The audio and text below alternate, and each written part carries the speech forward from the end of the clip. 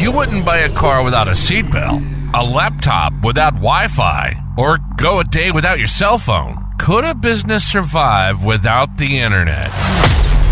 Then why are many healthcare providers and provider organizations still not connected and enabled to share critical clinical information digitally in the care of your friends and family? Welcome to Kno2fy, a podcast from Kno2. Join host Dr. Peter Schoch, Chief Health Officer, and Theresa Bell, Founder, President, and CTO, as they bring the profound impact of healthcare communication to life through frank conversation in understandable language and through real-world context.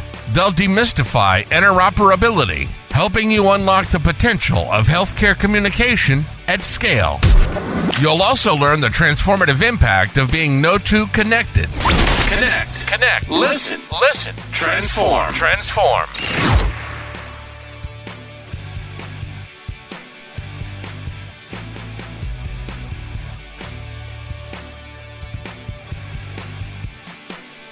Welcome back, everyone, to another episode of Kno2fy. We're going to do a little something different today. We're going to take a little bit of a break from the series that we've been putting forward around interoperability being foundational to solving healthcare's biggest problems. We'll come back to that after the first of the year.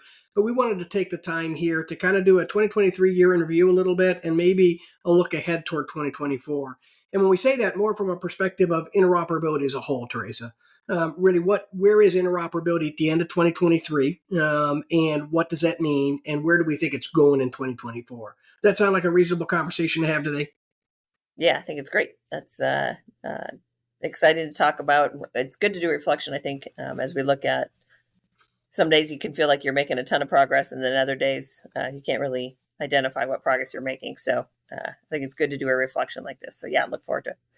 So, Theresa, just on that note, then, let's talk a little bit about, maybe in this introductory segment here, talk a little bit about the journey of interoperability over the last decade and a half. Has it been 15 years that interoperability has been a thing that we're talking about in healthcare? Oh, it started in the 80s. So interoperability in the 80s was HL7 V2 messaging, right? So the ability to transport data between systems, albeit done in, the technology that was available at the time, that was interoperability. And it was really kind of exposed as the way of the future.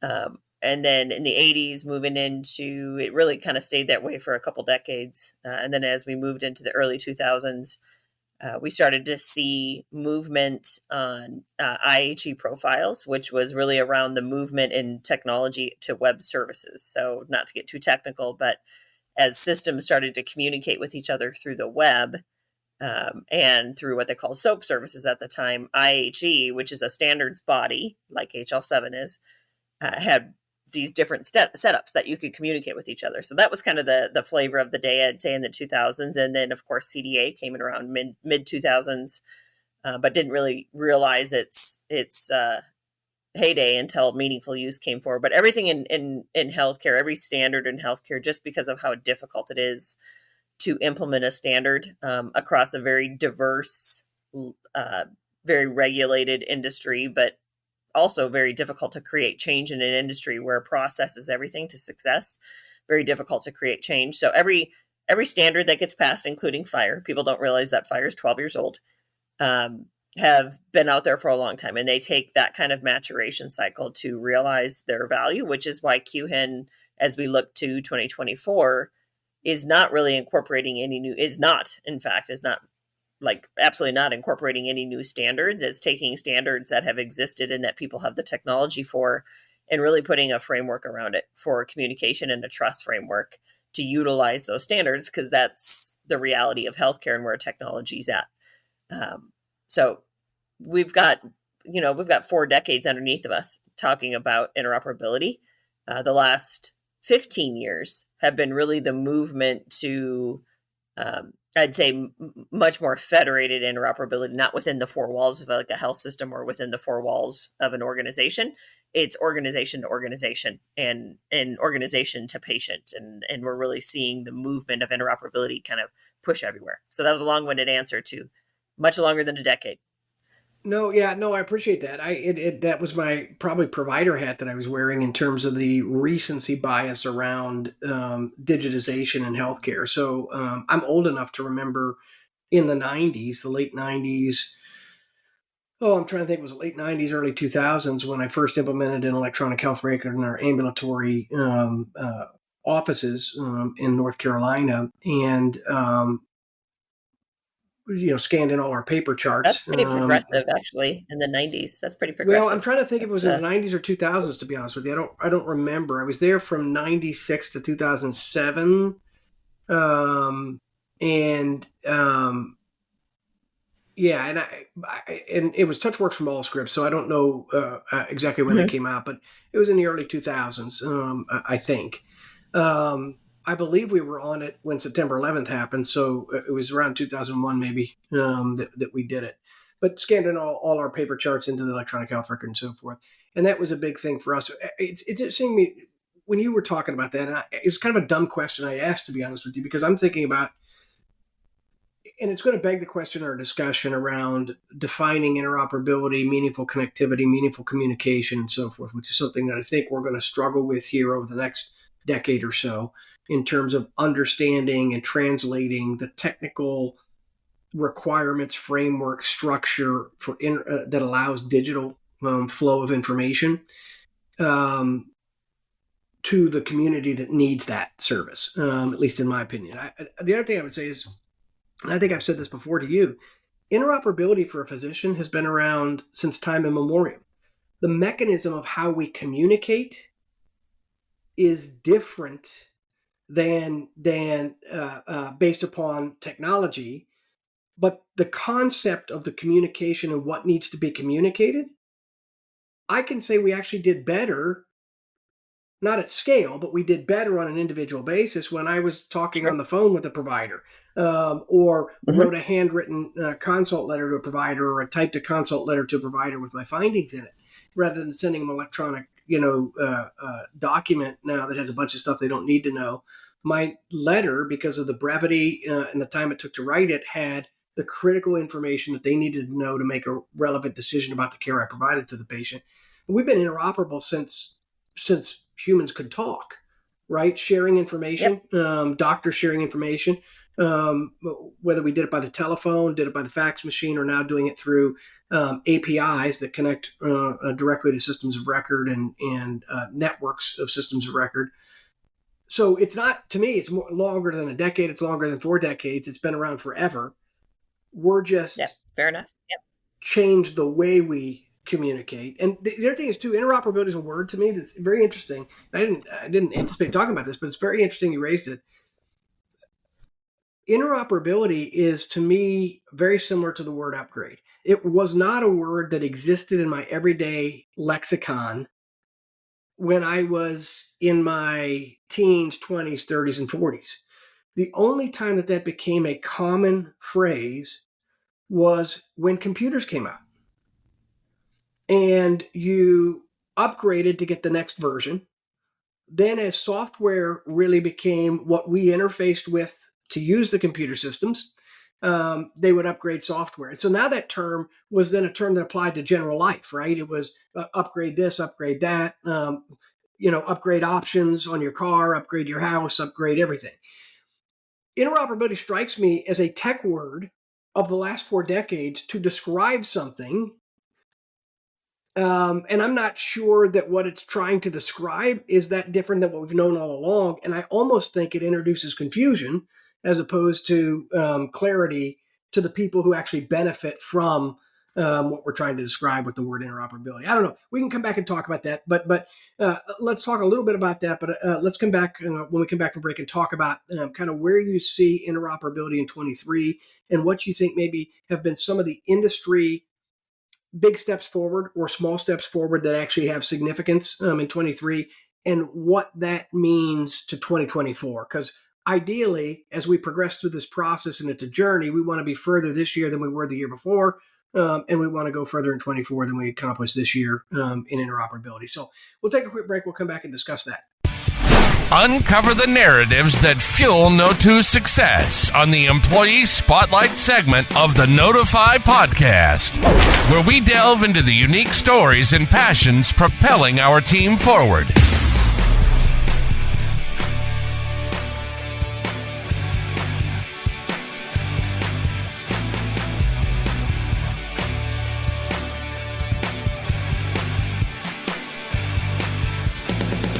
Can I have you state your name, title, and what you do for Kno2? Yeah, my name is Christy Coyle. I'm the new client and network activation team lead, and I help with all the customer onboarding with our partners, getting them up and going, and then I also help with the porting of our fax numbers. What would you say your why is for working at Kno2 or for working in healthcare technology in general? So my why is I've started out at a young age in healthcare. I've been doing it since I was 20 years old. So 23 years now. So a long time. But I just love being in the healthcare, making things better for our patients. And So If you could be a superhero, what would be your ideal superpower? Oh, that's a good one. And hard. Yeah. Maybe be a fly on the wall. I don't know. Just It's like invisibility? yes. So you can. What's the most unique or unusual job you've ever had before joining the company? Oh, most of mine have been in healthcare. Before I worked at the hospital, well, no, two of them the hospital. I worked at a company that made medical supplies. So maybe that's the most unique. We made feeding tubes that go in your. All Yeah. right, share a funny or interesting talent or hobby that most of your colleagues might not know about. They know about most of them. Let's see. I don't know. They know about most of them. Maybe I throw darts. I don't know.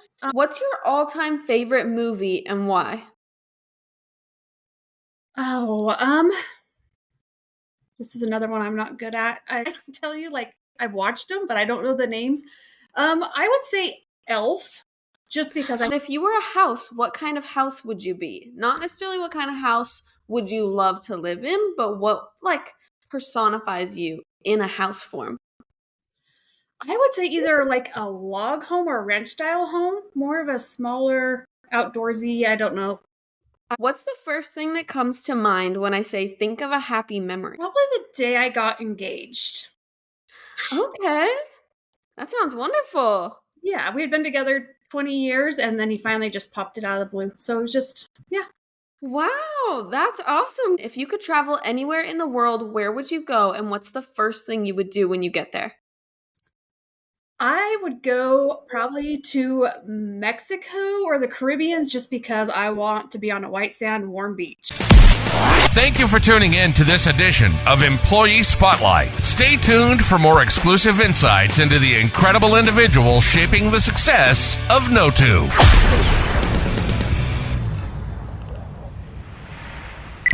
Connect, listen, transform. This is Kno2fy with your hosts, Dr. Peter Schoch and Theresa Bell.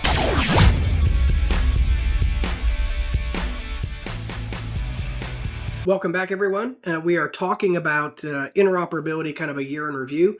I had asked Theresa to kind of prepare her thoughts related to kind of the progress in interoperability over 2023 as she's seen it, and then kind of a forecasted look through 2024 that we can discuss, ideally moving interoperability forward each year with intention as we get more and more connected.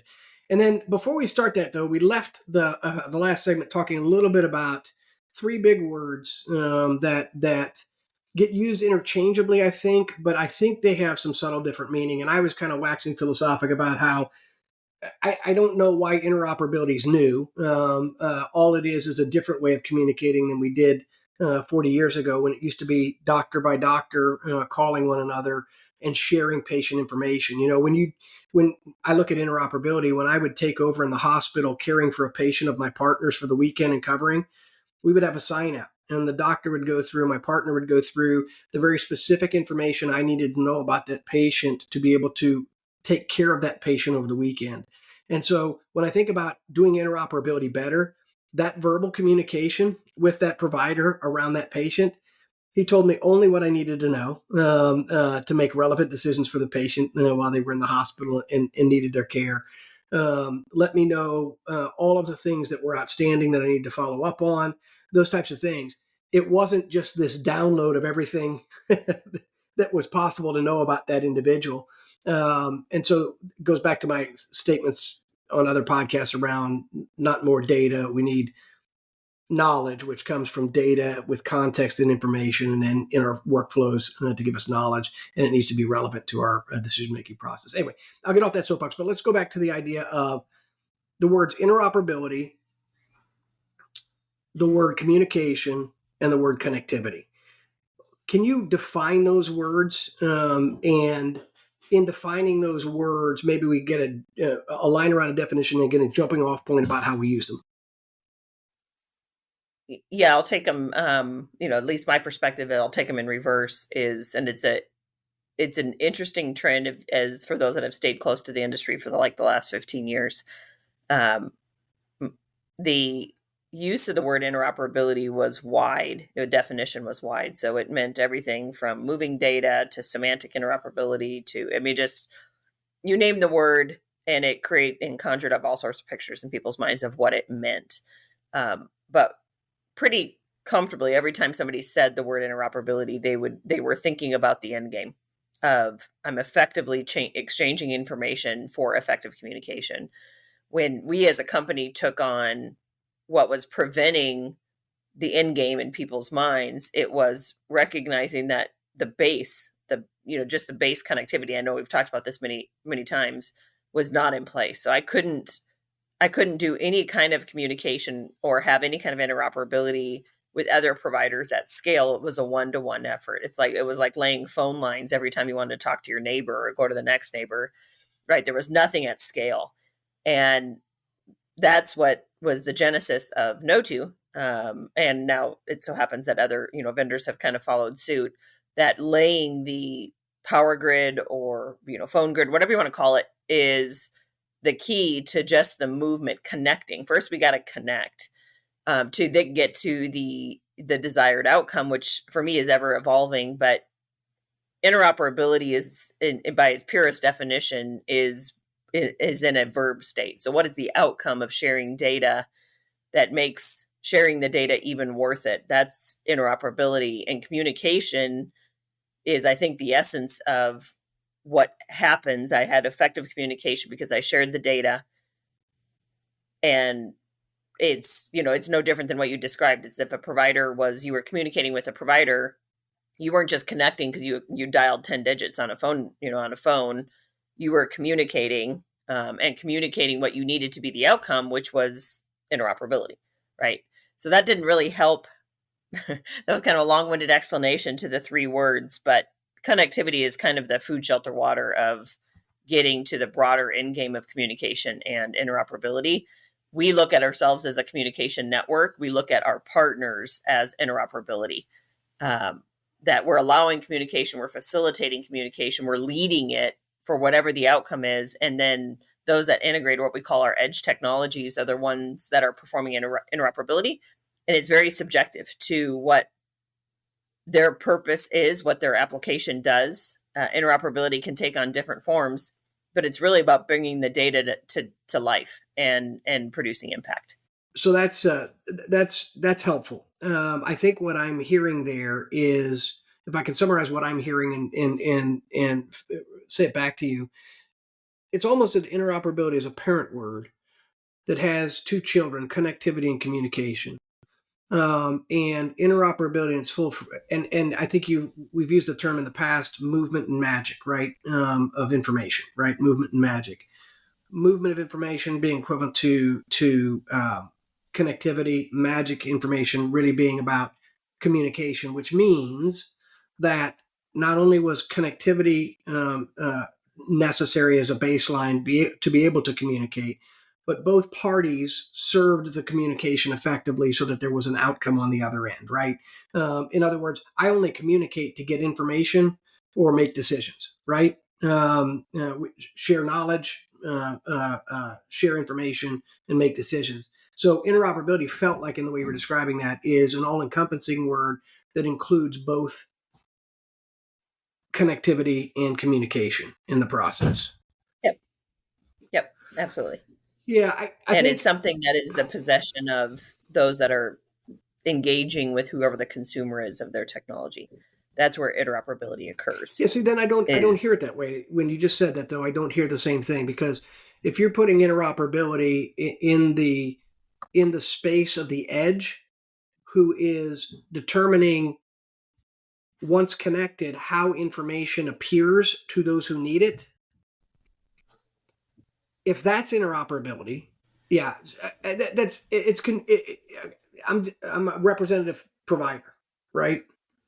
And I'm trying to think how to dumb this down for me. I'm not sure that, I guess what I'm saying is I'm frustrated because I don't think the new term interoperability, the last 40 years or 20 years, as it's gained popularity, I'm not sure it adds anything to the conversation for a provider or an organization who we're trying to get to adopt an infrastructure around connectivity to share information. I think that's the thing that gets. I feel like it almost gets in the. I feel like it almost gets in the way, and our surrogate words, communication or other connectivity. I don't know. That's just my thought process. I'd love to hear your response to that. I think you're. I mean, it's two different topics we're talking about, right? So the overuse, and I'll call it the bastardization of the word interoperability, and where people hear it now, and it means nothing to them because it's long in the tooth. It's a promise that's never delivered. Whatever you want to call it. It means too many different things to too many people. That's why I was started off by saying that the definition has been so wide. That's not why we've had success, because we haven't been able to focus to the components of interoperability the way that we should have in a very deliberate, strategic building effect. We've just a shotgun approach continually as an industry. But your point's well taken, is that the word is likely overused at this time, and it's time to talk about the outcome, which is good communication, and just get rid of the word. And I totally agree. I always say, when I don't, the next HIMSS that I don't have to go through, which is the largest national healthcare conference, where interoperability isn't a key theme, that'll be a great day. It's been like a decade running as the key theme at HIMSS, and that's just tells you that it's long in the tooth and it's lost its vitality.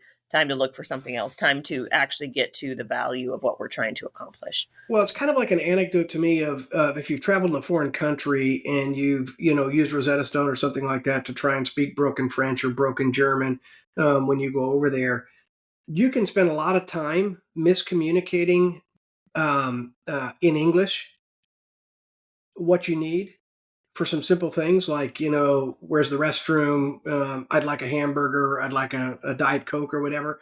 Or you can learn those key phrases in the language of the people you're trying to communicate with, and they understand it. It greases the skids. And so when I think of interoperability, it's not the language that people who need it understand. It's not the way they natively think of what they do in that perspective. And then one other thing that you brought up that I think is interesting, because I've used the term before, and I think I've probably used it in different ways than you're using it. And I think it's probably an important thing to discuss. We talk about interoperability at scale or communication at scale. And that's something that came up in the statement you were talking about. And I felt like I had communication at scale with the individual doctor I was talking about the individual patient. So there was no limit to when I called them or what I talked about with that patient, other than what was my determining what was relevant for that particular case or particular patient. I didn't have the need to talk to 10 doctors at the same time. I still don't have the need to talk to 10 doctors at the same time, right? About 10 patients. I have the need to talk to a number of different doctors about a number of different patients But I could set aside the time to do that, and that would be communication scale to me, right? I could set aside to do that, and we used to do that. We used to section off, hey, this is the hour over lunch that we're going to make all our phone calls and do what we need to do, and that's when we made our connections and so forth. We used to section off time at the end of the day where we're going to read all our consultant reports coming in from outside, and that the mail was opened by the office folks. So we were communicating at scale, meaning about multiple patients, about multiple information, right, horizontally and vertically.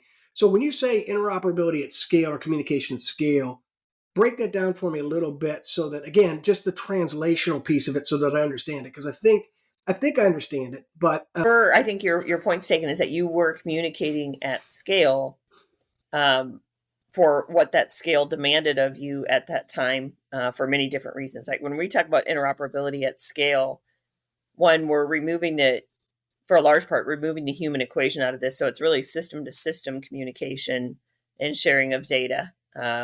And how do we do that and not have to build a pipe between systems? Like I'd use the analogy, if you had to, get a new phone for every new provider that you wanted to talk to, or every provider of the 10, you had 10 different phones. Is that interoperability at scale?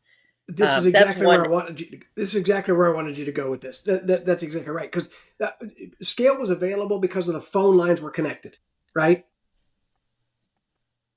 Right, and that's one aspect of it for sure, right? So as we talk about being able to just communicate system to system, and I don't have to have a special pipe built for that system. I can use the one pipe my system built in. Everybody's on that same network, right? So we can share. That's one aspect of at scale. The second aspect of it is, I think it's the kind of the speed of life. If we look at how information is expected to move at scale, and as we move into new care models, virtual care models, patients, engaging in their own, there's just so many reasons for the availability of the information.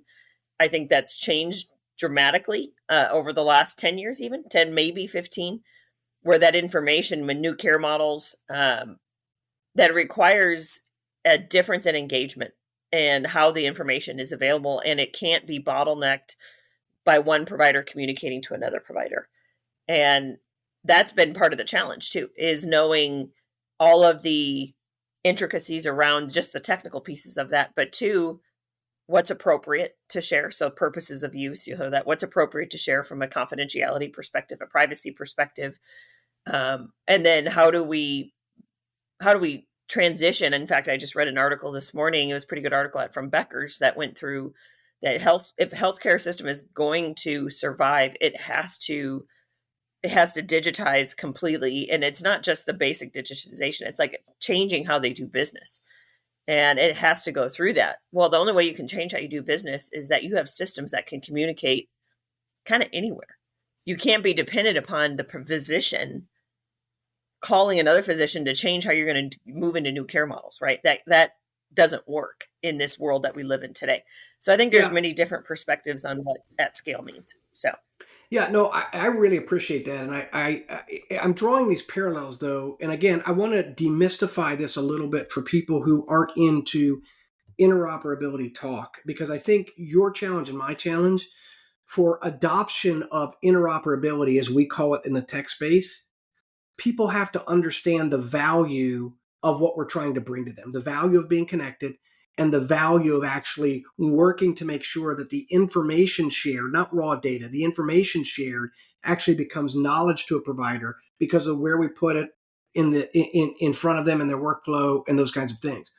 And then the efficiencies around workflows can follow that or are important around that as well. But when I think about that, we're trying to recreate what a provider spent a lot of time doing in their brain around assimilating various data, determining what was relevant to a patient's condition and for another provider to know, and then sharing only that information with them on a one-on-one basis over a phone, over a phone call. And what I hear you trying to do, and I was trying to allude to this earlier and I didn't say it very well, but as the digital revolution has taken place over the last 50 years, it has allowed us an opportunity to relook at how we communicate and what actual process burden we put on providers and healthcare institutions, such that we actually have an opportunity that's afforded us in the digitization of healthcare that wasn't available when I was practicing 20 years ago, or is readily available. And that is that we can actually do things, take administrative burden off providers, and actually communicate much more potential information to many people all at once, and to individuals where it's relevant to them, because we're connected digitally in a different way than we ever have been, or should be connected digitally in a different way we ever have been. So, yeah, I love that. I love the whole at scale piece and the way you broke that down, because I think it really is important. And I would also say, however, that I'm not sure that resonates for most providers, the scale piece. And I look at scale of when I think about scale, Right. the part that really means something to me is the size of the network I'm connected to, right? To me, interoperability at scale is the piping. It is how broad is the connectivity. To your point about single HL7 connections being present in the 80s and so forth, the phone equivalent that you were trying to draw, that would be that I would have a direct phone line literally wired to every house in my neighborhood, as opposed to going through the phone line that stretches, across the entire city or community and touches each of the individual houses that I can use, right? So to me, the scale piece of it is how we're connected. The connectivity piece of it is the scale piece of it, that matters to providers. The other piece that I worry about a little bit when providers hear scale is this idea of, don't drown me in more data. And then one other thing, I was thinking about this earlier too, and I'll let you respond to that here. But the other thing I was thinking about too is, I like the idea of the conversation around communication and communication at scale and what it means, putting pressure on.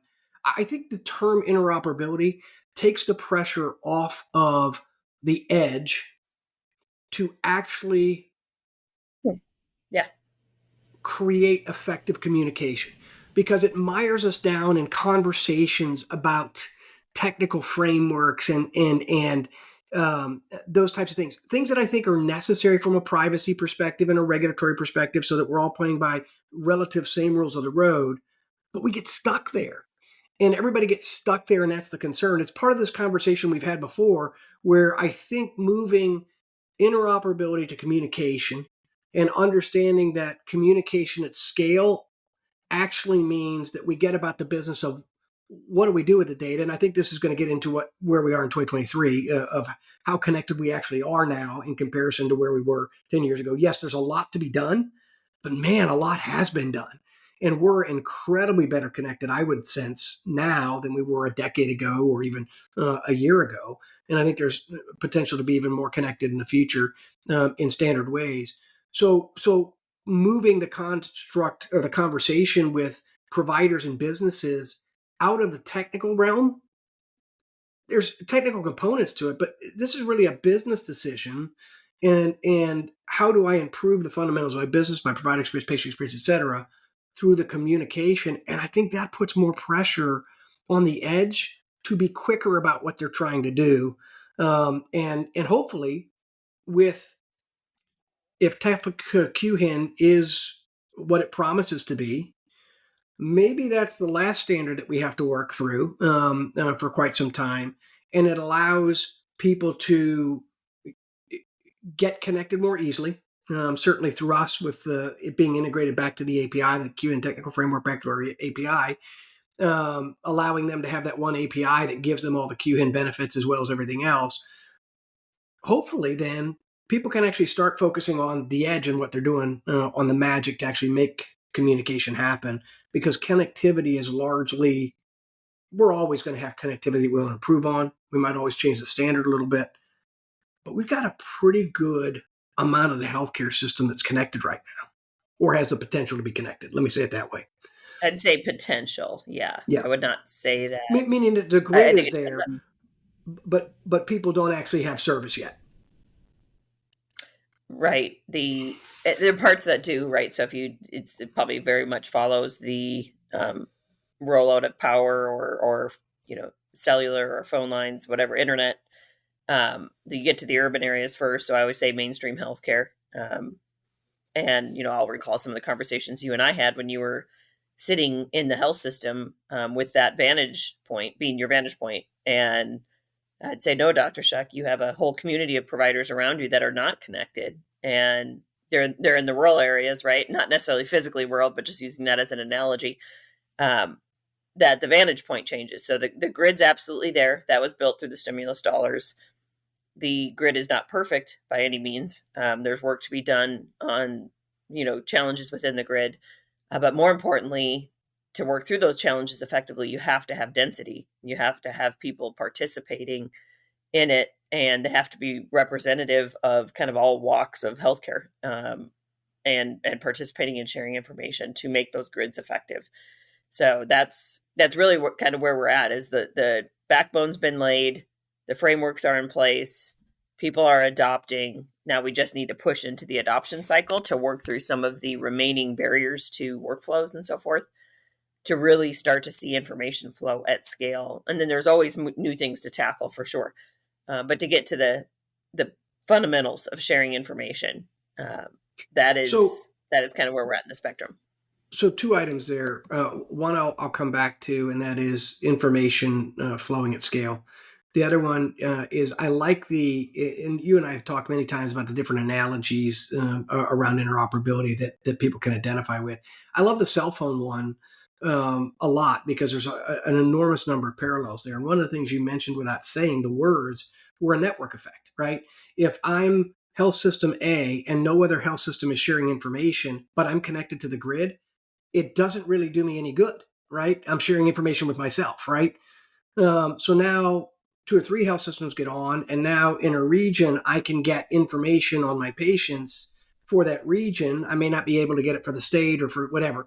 So there's a network effect that the more people that get connected and begin to share information, the broader my reach, the more comprehensive my reach in that regard. So I think it's true. The other thing is I was the urban areas versus the rural areas when you're talking about a power grid. I think the same is true for cell phone reception, right? They always start in the urban areas. Cell phone reception is 5 bars in the middle of a city. It drops to 2 bars or 1 bar in a rural area, and sometimes you don't have coverage at all. And I look at that as health system to independent ambulatory providers in behavioral health, or something like that, right? And the whole spectrum there, from urban health system, rural independent behavioral health provider in a community. And there's a whole spectrum of connectivity that needs to be gotten to bring us that comprehensive piece. So love that, and love the analogy. I think that's something that all people can understand because they experience it day in and day out with cell phones, et cetera. The other thing I would say is just come back to the point around information moving at scale. I don't want to talk about information moving at scale. I'm going to be provocative here, and I'm going to irritate you. I don't want us talking about moving information at scale anymore. I don't care. Mm-hmm. I don't care, because I want the information moved. I don't care what it is, to be impactful, to drive impact. And quite frankly, the amount of data that needs to move to drive impact that we're talking about for a healthcare business, for a provider, for a patient, and for the U.S. health system is a small amount of freaking data. And I think sometimes we lose sight, and this again goes back to putting pressure on the edge, to stop worrying about how much data we can share with how many people, and start to worry about the data we can share presently, and how the hell do we get it to a point where it actually becomes impactful? And how do they help the people that they serve, the providers and businesses they serve, our EHR vendor partners, et cetera? How do they help the people that they serve activate, adopt?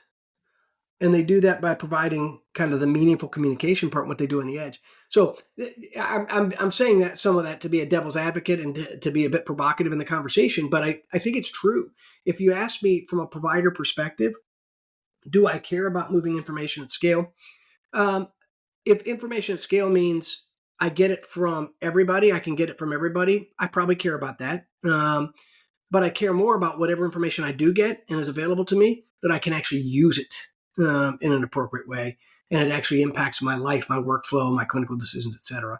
And I'm waiting for that part to happen. And I think, quite frankly, we get so caught up in technical conversations at different times that we potentially lose sight of work that we could be doing with the data we have. Not perfect, but progress. Anyway, I'll get off my soapbox and let you respond to that. But and again, I do understand the challenges, but I do sometimes get frustrated around even myself talking about moving at information scale when I'm really thinking about, you know what, it'd be great to just have blood pressures or labs come in from somewhere else that were in my workflow and make me a better doctor today, type things. Anyway. Well, I think you're kind of hitting the heart of the problem that the industry's been in, this cycle that we've been in. Although the conversations are probably too technical, although they lose sight of the business prop because we're so kind of eyeball deep in trying to get the infrastructure in place. It's the cart before the horse scenarios. We can have the conversation. You moved into phase 2, phase 3, and rightfully so as a provider. It's like having a conversation about what apps need to be on my phone when I don't even have cell coverage. And but we've got to set the order of priority. It's a little bit different than that. And it's a little bit different than that, because what I look at what we're doing is, I had communication and have still access today to communication. It's not very effective from a scale perspective, as you said, meaning it takes a lot of my time to do it. But I was communicating effectively with providers, filtering critical information, providing them the information they needed to know to make clinical decisions around a patient, et cetera. But I was doing all the legwork of finding all that data, wrapping it up, packaging it, and presenting it. And other providers were doing the same to me when they talked to me. I feel like we've almost damaged that. And this, again, provider perspective, not interoperability, provider perspective of technology in healthcare. When we went to electronic health records, everybody thought they were connected. Everybody thought that communication was going to be much easier. Doctors kind of stopped talking to each other as a default. They would talk to each other in special circumstances and so forth. And as a result, we filtered through even more crap to get to the information we needed, because the EHRs were built for documentation and billing purposes, not necessarily clinical transmission of relevant information to another individual, right, in a way that helps them make decisions in their workflows. And then I feel like interoperability between systems of record that aren't actually on the internet and connected already, that we already thought were kind of digitized in our provider heads.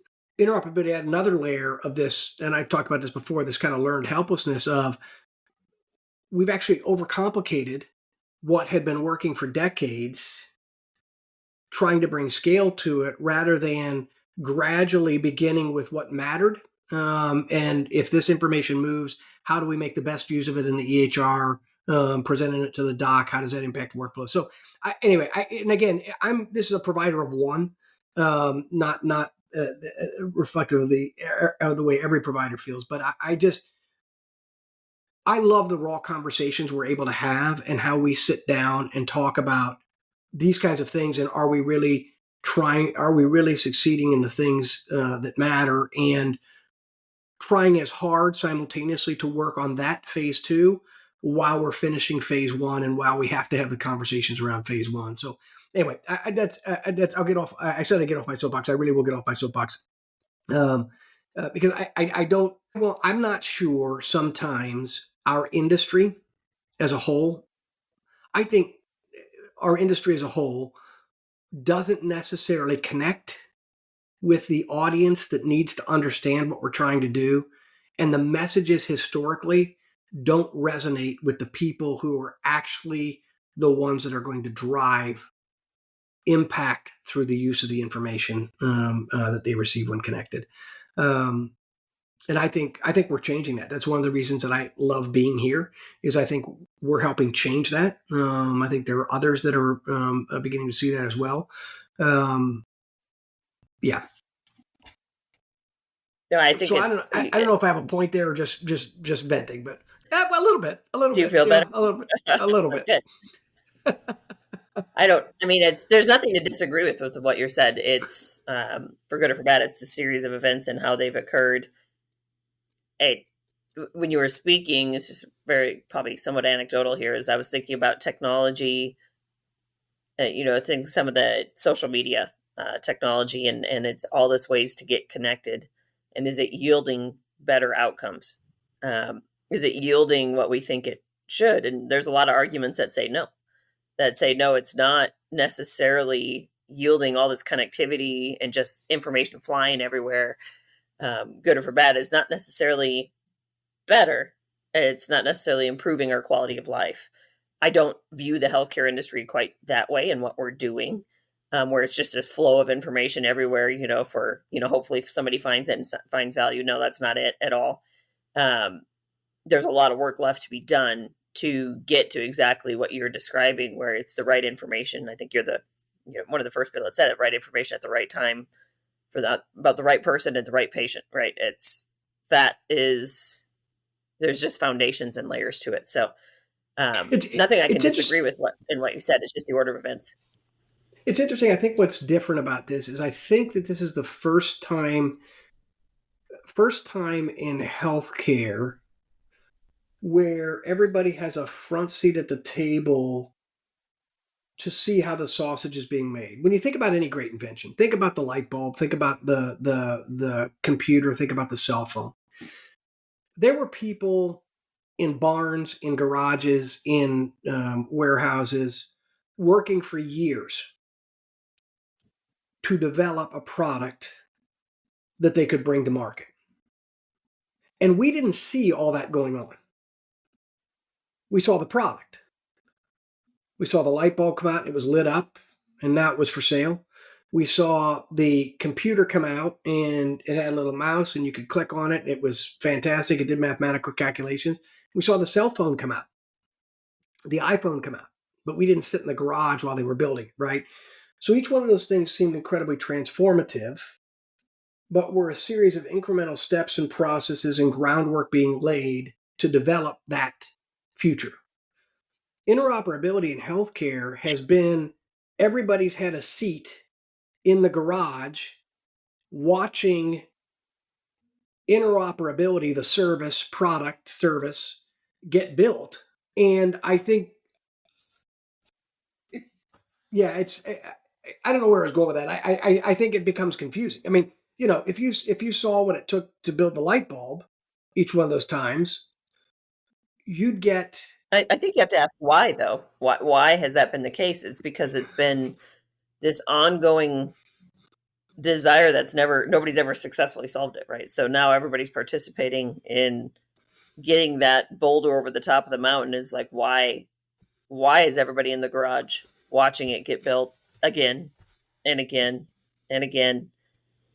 Well, I guess I'd ask the question, and this is, keep going. Sorry, I didn't mean to interrupt you. Oh, that's okay. I was going to say, versus the light bulb, it was somewhat dependent upon just a small group of people. I think you just have to ask the question of why. Why is everybody taking a front seat at the table? Because enough's enough. Kind of like, why have we not seen this for all the different reasons, technical legislation, regulation, whatever you want to, put the blame on. People want to know why, and pushing forward because it's needed. It's absolutely a fundamental, and it's needed to push forward. Yeah. I mean, I guess this was like this in the cell phone. People building cell phone towers, networks being built around cell phones, and everybody was trying to get into the cellular business for a while, and then a few were left standing, and now there's companies that use the framework that was built by the original cell phone companies to provide services, but they don't provide the connectivity grid and so forth. I don't know. It's interesting, and I would say to some degree we've been complicit in, and not in a bad way. I don't mean that in a negative connotation of that word, but I think we've been complicit or a partner in inviting them into the garage, partly because we haven't been talking about the things that resonate with them. We haven't been talking about the impact of the end product. and partly because we haven't been able to deliver it yet, right? We've been so it does seem like one of the longest Oh, efforts in for sure. healthcare, self-described over 40 years. It's I mean, you've crazy. spent your entire career trying to get it to move No, forward. So easy. I haven't been a part of that for 40 years. I just need to create some clarity. I've not been a part of this for 40 years. you're probably only Easy. 40, so yeah, you haven't been doing this since Yeah. you were in diapers. But so Teresa, that brings me to where we were going to go originally, and I love the discussion around interoperability versus connectivity versus communication, and the conversation that ensued there around interoperability at scale and how we look at that. Where do you think we are in 23 as we end 23 and move into 2024? Where are we now from a standpoint of connectivity infrastructure, rules of the road, those types of things? And how much further are we ahead in 23 than we were, say, pre-pandemic? Let me just chunk it out that way. I think it's a very interesting question. I wasn't expecting the pre-pandemic one. Well, you don't be The limited by that pandemic question. If absolutely. you want to break it up differently, break it up differently. Oh no, I was just pondering that for a minute. The interoperability in 2023 in comparison to 22, 21, it's just accelerated. I wouldn't say that we've seen massive change. Now the movement to QHIN just kind of puts the federal government at the front and center, for good or for bad, however you want to look at that one, puts the federal government. So before we had these national networks that have been achieving success, you take Care Quality Commonwealth, direct to a degree, that have been achieving success on without that legislative push. Then we get QHIN and it's coming in. So 23, I wouldn't say was that markedly different in terms of any massive change other than the naming of the QHINs. And then there was a few kind of interesting turns, like in Care Quality, the on behalf of clause, some of the functionality that we've seen come through in the use of the networks that were established, but it's really about adoption. I would say that's what we've been driving in 2023, and we've hit some friction points in seeing. I'll give an example. It's a small one of many I could give, but representing the post-acute space like we do, we worked closely with a very large home infusion provider, and they couldn't figure out why their information was not being viewed by health systems, by Epic, by providers on the other side in Epic.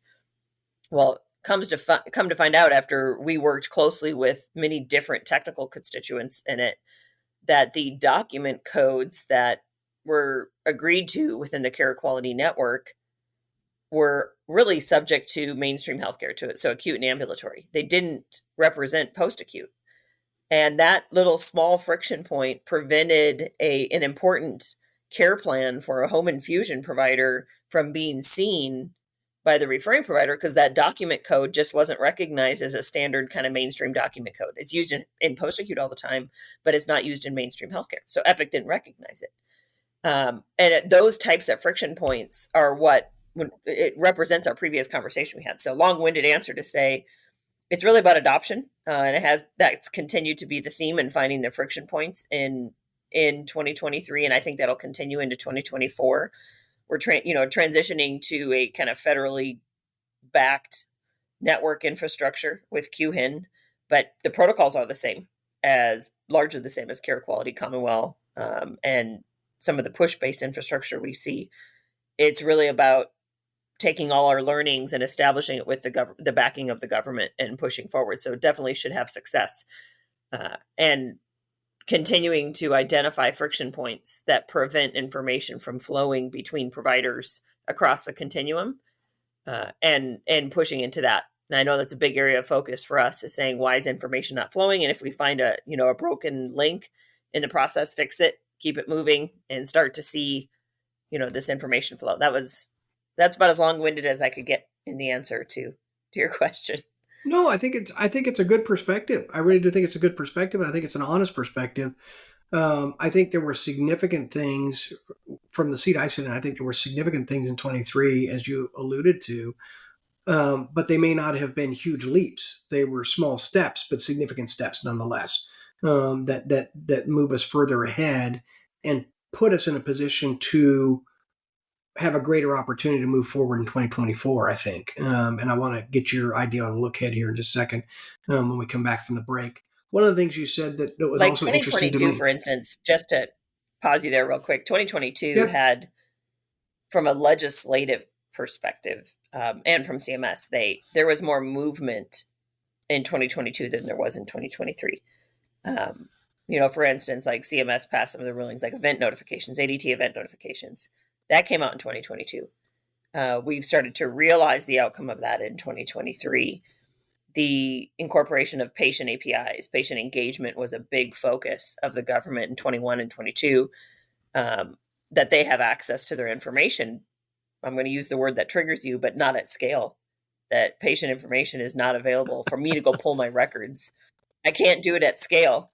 I have to go see my provider. They give me a code. I download an app or I log into a website and I have access to that provider. I got to do it again in the next one, right? Those types of things. But to just reflect on 2023, not a ton of movement on those types of things, but 2022 had more.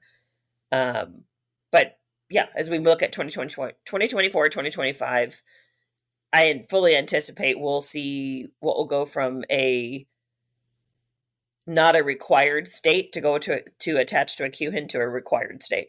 And that we'll see it also from CMS, that they'll push forward on that as part of it. I want to talk a little bit more about that when we come back from break and get more thoughts on 2024. One of the other things that I think tees up a great conversation for us, and maybe one of our next episodes too, was this thought to me that occurred to me while you were talking around the different understanding of healthcare segments by other healthcare segments. And what I got to thinking was the varied business models, because of the different reimbursement schema from the two largest payers, private insurers and CMS and Medicare across the healthcare system.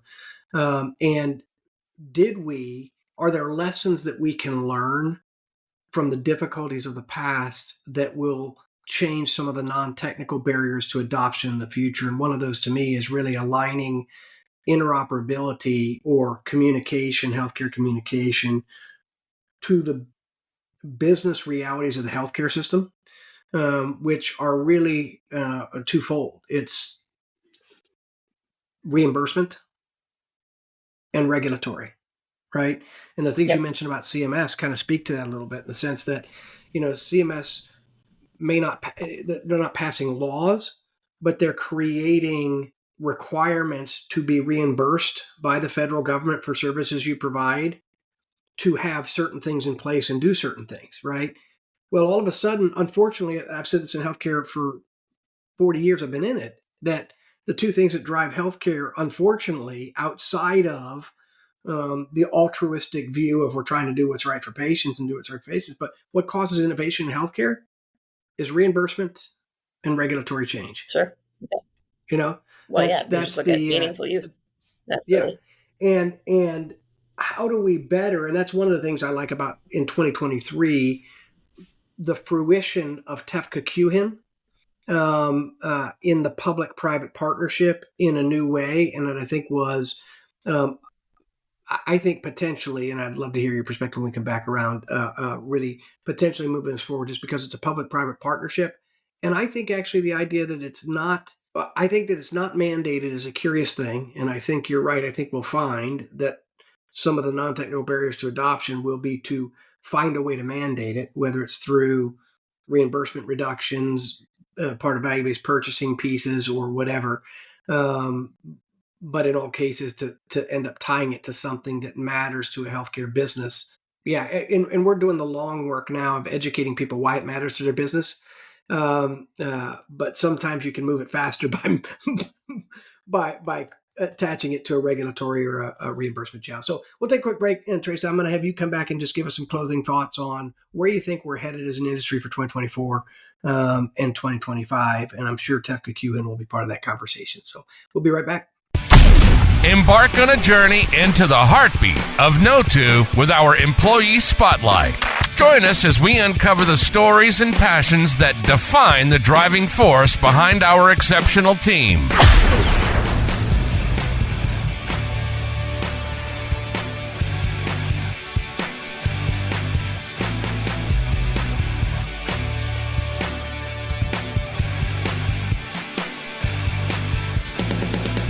Could you state your name, title, and what you do for Kno2?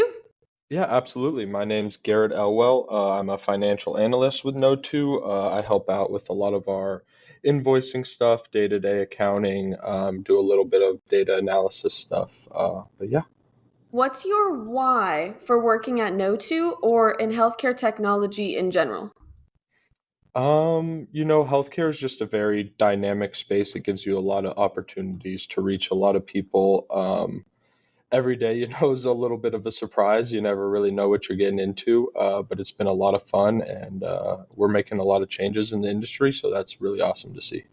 Absolutely. What is your favorite utensil? Ooh, that's a tough one. Can I say like coffee cup? I'm a big coffee guy, so I don't think it's a utensil, but I don't see why not. What's the first thing that comes to your mind when I say think of a happy memory? happy memories. I wish I could say the golf course, but there's not a lot of happy memories. I'd say probably Priest Lake up in Idaho, so a little bit north of the office up there. But we go there every summer, and it's beautiful up there. Been going there our whole lives, so that's probably a pretty happy memory of mine. That's awesome. I love that. All right. If you could travel anywhere in the world, where would you go and what's the first thing you would do when you get there? I really want to go to Scotland and play all the golf courses out there. So yeah, big golf guy. So that'd definitely be what I'd do. That's a dream. I would love that. Yeah. All right. Are you someone who names your car? If so, what's your car's name? Do not name my car. Nope. If you were a condiment, which condiment would you be? Ooh. Let's go with spicy mustard. Stay connected for more captivating insights into the exceptional individuals driving innovation at Kno2. Connect, listen, transform. This is Kno2fy with your hosts, Dr. Peter Schoch and Theresa Bell.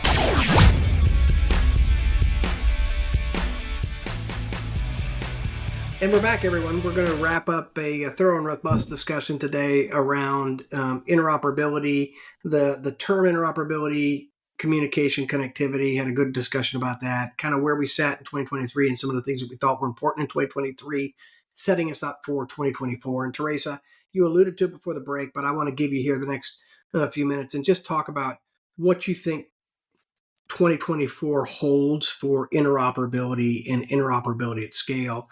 And maybe you could take an opportunity to kind of introduce the next series we'll be talking about really around interoperability at scale and the barriers to interoperability at scale.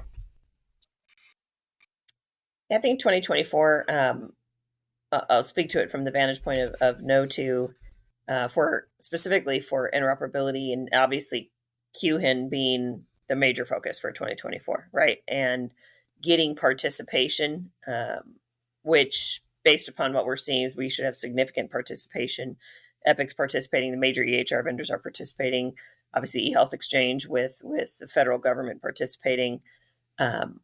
Getting participation in TEFCA is really what I think 2024 will involve. And much of the focus of TEFCA is going beyond treatment. So if you think about the purpose of use of treatment, which for those that aren't familiar with that, it's basically provider to provider sharing of information, right? Which is allowed by law today within HIPAA, that you can do that. Now we can, do it at scale. There doesn't have to be all this governance in place, that you can do that at scale. So treatment is largely solved. It's solved today. So I don't think people are looking at TEFCA for some massive movement on treatment. We are, however, as a company looking at it because it's about participation of the audiences that we have, and getting those audiences in post-acute behavioral, dental, vision, EMS, and others to participate for treatment purposes on those networks and kind of be on par with their peers in mainstream healthcare. So that's one area of focus. And then the second area, as an industry, very much focused to breaking down the barriers in payment and operation and individual access. So payment and operations, sharing of information. Obviously, there's more privacy and regulation concern around payment and operations for the patient. There's also business concerns around it, and just representing those that participate in TEFCA and QHIN, where they have formally monetized some of this activity. How are they going to monetize it if it's available at scale? What does that look like? This access to information that sits outside of treatment. So that's part of what's being taken on for payment and operation. Then, of course, the ongoing battle of what information should a patient have access to. So what they call individual access, where instead of me having to download a single app, get my information from one provider at a time, if I have my identity clearly confirmed, can I get my information again at scale and be able to query for Trace and Bell's records and be able to pull it back from an entire community of providers on demand? Do I think we'll make a ton of progress in 2024 on that? Personally, I don't think it's going to be a ton. Hopefully, we're already seeing some slowing down in it, but I hope we do moving into 2025.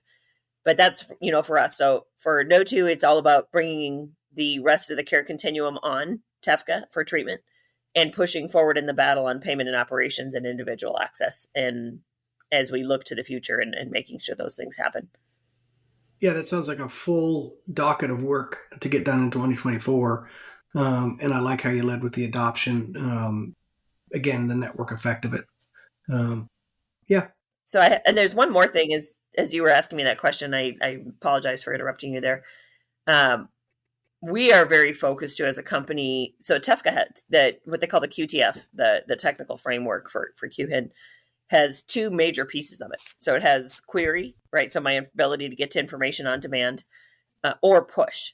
Push is getting very little discussion among the QHINs. I think it's kind of seen as maybe an older technology, but it's critically important. And there's certain workflows in healthcare that can't happen without push. Query doesn't solve the problem because I got to be aware of the event for me to go get the information. We will be spending, since we carry such a large audience that's dependent upon a lot of push-based workflows, for instance, referrals getting pushed to me, we will be spending a lot of time on push with other healthcare entities like Epic, and clearing out the pathway to getting the push side of the equation in the QTF to realize value. And we'll see where it sits alongside of direct messaging, but maybe learn some of the lessons that direct hand and get push really out there in kind of the mainstream forum. So we'll be spending a lot of time there. That's not to diminish anything that we've done with direct messaging. We've been a huge believer in it. And it's still a fundamental part of our platform. But just to answer your question, kind of its entirety, we'll also be focusing to that in 2024. Wonderful. So if I just summed it up again, it's really getting people on the TEFCA QHIN network. So I summed it up. And I forgot to sum it up with the other two pieces. It's really getting people on the QHIN framework, driving further understanding and release around individual access and on behalf of, and then looking at push-based messaging and how we advance push-based messaging in a meaningful way for the constituency we serve. Yeah, I think the first one has some nuance to Kno2 that we're focused on not only getting participation on QHIN, but largely providers that aren't even on the national networks today for treatment. So post-acute behavioral dental vision, we're spending a ton of time there because we have a unique audience that needs to be part of the healthcare equation today and make information available at scale. Wonderful. We'll leave it there. Thank you so much for joining us today, and we'll be back again with another episode of Kno2fy. Thanks for joining us today. That's a wrap for this episode. Please subscribe or follow on your favorite podcast platform to make sure you don't miss an episode. Get Kno2 connected today and set yourself and your organization free to unlock your potential. For more information on the value of being Kno2 connected, visit us at www.kno2.com. Follow us on LinkedIn or Twitter. Connect, listen, transform.